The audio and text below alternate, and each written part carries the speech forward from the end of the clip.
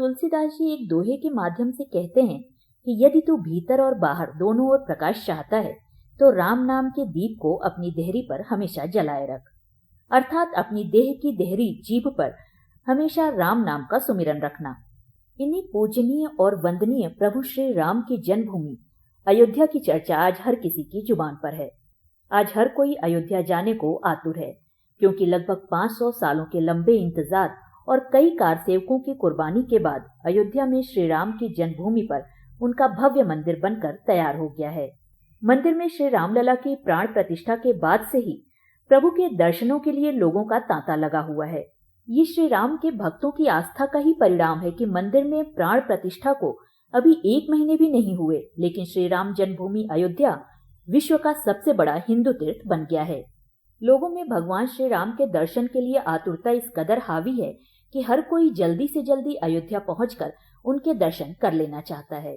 Indian peoples अधिकार party के संस्थापक व राष्ट्रीय अध्यक्ष पंडित पुरुषोत्तम तिवारी व पार्टी के राष्ट्रीय कोषाध्यक्ष श्रीमती अर्चना तिवारी और इनके साथ ही पार्टी के अन्य पदाधिकारी भी श्री रामलला के दर्शन करने अयोध्या पहुंचे। अयोध्या में श्री रामलला के दर्शन से पहले हनुमानगढ़ी में श्री राम के भक्त हनुमान जी के दर्शन की परंपरा है, इसलिए पार्टी प्रमुख ने अन्य लोगों के साथ हनुमानगढ़ी पहुंचकर हनुमान जी के दर्शन किए।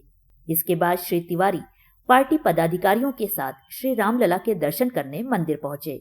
वहां पहुंचकर उन्होंने भगवान श्री राम के दर्शन किए और लोकसभा चुनाव 2024 के लिए आशीर्वाद प्राप्त किया।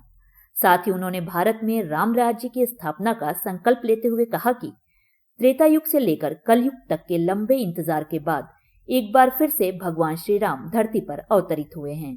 लंबे संघर्ष और कई कारसेवकों के बलिदानों के बाद आज अयोध्या में भगवान श्री राम के बाल स्वरूप यानी रामलला के भव्य मंदिर का निर्माण पूर्ण हुआ है। ये हम राम भक्तों के लिए हमारी आस्था की बहुत बड़ी जीत है।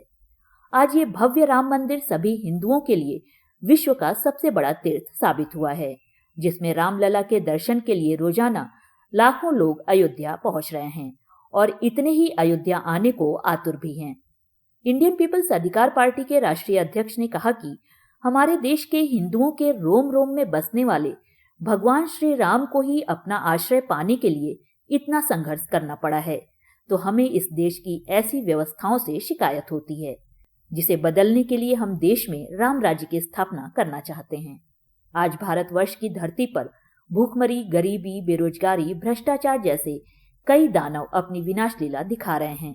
हमें अपने प्यारे भारत को इन दानवों से मुक्ति दिलानी है और देश में बसने वाले हर नागरिक को राम राज्य की दिव्यता से अवगत कराना है। देश में गरीबी, भूखमरी और भ्रष्टाचार मिटे, सभी शिक्षितों को रोजगार मिले और हर नागरिक का जीवन खुशहाल बने। हमारे लिए यही राम राज्य है और इसे लाना ही हमारा संकल्प है।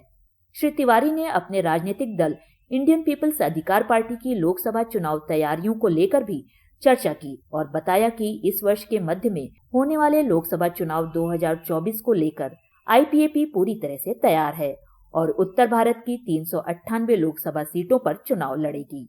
श्री तिवारी ने कहा कि हम देश की कुव्यवस्थाओं को सुधारने के लिए हर रण में लड़ेंगे और जीतेंगे।